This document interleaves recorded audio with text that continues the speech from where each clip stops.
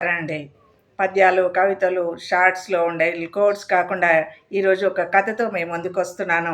ఆ కథలో ట్విస్ట్ ఏందంటే సముద్రం కాలిపోయి చేపలు చెట్టెక్కాయి. వింతగా ఉంది కదండీ! ఆ ట్విస్ట్ ఏందో మనం ఇప్పుడు ఈ కథలో తెలుసుకుందాం. చిల్లప్ప అనే ఒక రంగురాళ్ళ వ్యాపారి ఉండేవాడు. ఆయన గుర్రం మీద తిరుగుతూ అన్ని ఊర్లలో ఆ రంగురాళ్ళను అమ్ముకుంటూ ఉండేవాడు.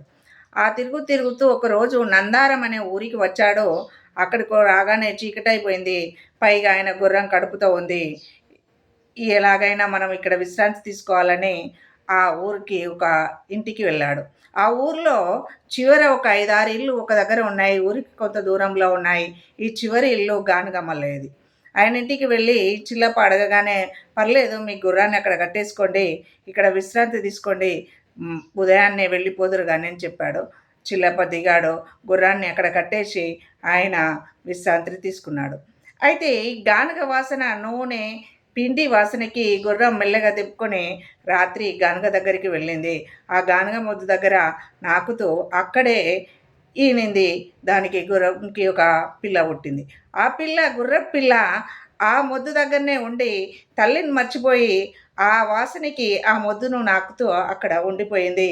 మధ్యలో చిల్లపక్కకు ఏమైంది, మెలకువ వచ్చింది. అయ్యో గుర్రం లేదు కదా అని చూశాడు. నిద్ర మత్తులో గుర్రాన్ని మాత్రమే తీసుకొచ్చి మళ్ళా యథాస్థానంలో కట్టేసి ఆయన నిద్రపోయాడు. ఉదయం కాగానే గానుగ మల్లయ్య గానుగ శుభ్రం చేద్దామని లేచి చూసేసరికి అక్కడ గుర్రం పిల్ల ఉంది. అది గానుగ మొద్దును నాకుతూ కనిపించింది. అప్పుడే ఆయనకు ఒక చెడ్డ ఆలోచన వచ్చింది. ఆ చుట్టూ ఉన్న 4 ఇండ్లే కాబట్టి వాళ్ళందరినీ కూడా తీసుకొచ్చి ఆ చెడ్డ ఆలోచనను వాళ్ళతో పంచుకొని ఎలాగైనా మనము ఈ చిల్లప్పను మోసం చేద్దామని నిర్ణయించుకున్నారు. చిల్లప్ప లేచి చూశాడు. గుర్రం దగ్గరికి వెళ్ళగానే, అరే నా గుర్రము కడుపుతో ఉంది కదా, మరి ఇప్పుడు లేదు కదా, పిల్ల పుట్టిందేమో, అసలు పిల్ల ఏమైంది అని వెతుకుతూ చూశాడు. చూడగానే ఆ గానుగ మొద్దు దగ్గర పిల్ల ఉంది. నా పిల్లని నేను తీసుకుందామని పోగానే గానుగ మల్లయ్య, ఏయ్ నా గానుగ పిల్లను నువ్వెందుకు తీసుకుంటున్నావని దబాయించాడు. దానికి చిల్లప్ప, అదేంటి గానుగ ముద్దుకు గుర్ర పిల్ల పుట్టడం ఏంటి, అలా మాట్లాడుతున్నావు అంటే, లేదు లేదు, కావాలంటే చుట్టుపక్కల వాళ్ళు పిలుస్తానని 4 ఇళ్ళ వాళ్ళను పిలిచి అదే అబద్ధాన్ని ఆయన్ని చెప్తూ మోసం చేశారు. విధులేని పరిస్థితిలో చిల్లప్ప ఏం చేయలేని పరిస్థితిలో సరే అని చెప్పేసి ఏడుస్తూ ఊర్లోకి వెళ్ళిపోయాడు. ఊర్లోకి వెళ్ళిపోయి ఊర్లో పెద్ద మనిషి, ఆ ఊరు యజమాని భూషయ్య దగ్గరికి వెళ్ళాడు. భూషయ్యకు విషయం అంతా చెప్పాడు.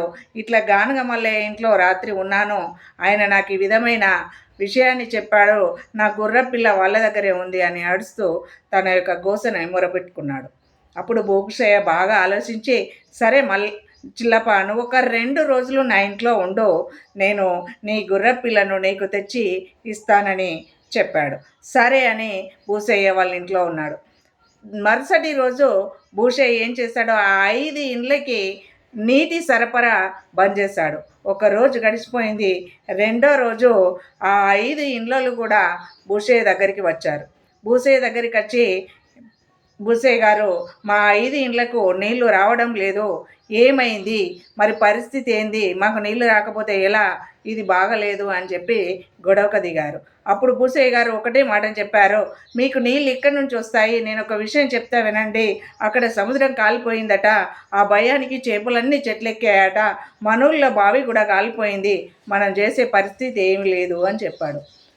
అప్పుడే వాళ్ళు ఏం చేయలేక ఇంటికి వెళ్ళిపోయి మళ్ళీ 5గురు ఒక దగ్గర కూర్చొని విషయం ఆలోచించారు.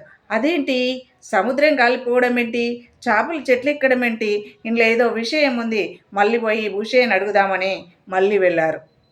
మళ్ళీ వెళ్ళి భూషయ్య గారిని విషయం అడగగానే మళ్ళొకసారి కూడా అదే విషయం చెప్పాడు ఆయన. అవునయ్యా, సముద్రం కాలిపోయింది, చేపలు చెట్లు ఎక్కాయి, మనం చేసేదేం లేదు, మీకు నీళ్లు రావు అని చెప్పాడు. అప్పటికి వాళ్ళకి విషయం అర్థమైంది. సముద్రం అనేది కాలిపోదు, చేపలు అంత బలంగా కాలిపోగానే చెట్లు ఎక్కడం ఎక్కడిది, కింద పారడము నడవడము చేస్తాయి. ఇటువంటి పరిస్థితిలో మనం చేసింది తప్పే అని గ్రహించారు. గ్రహించి భూషయ్యను గానుగ మల్లయ్య, అయ్యా నేను చేసింది తప్పే, ఏదో దుర్బుద్ధితో నేను ఆ గానుగకు పిల్ల పుట్టింది అని చెప్పాను, అంతే తప్ప గానుగకు పిల్ల పుట్టలేదయ్యా అని చెప్పాడు. తన తప్పును తను తెలుసుకున్న తర్వాత చుట్టూన్న 4 ఇండ్ల వాళ్ళని కూడా పిలిచి ఆయన అన్నాడు, తప్పు చేసేవాడిని ఇంకా మీరు సమర్థించారు, తప్పు చేయడమే పెద్ద తప్పంటే సమర్థించడం అంతకన్నా పెద్ద తప్పు.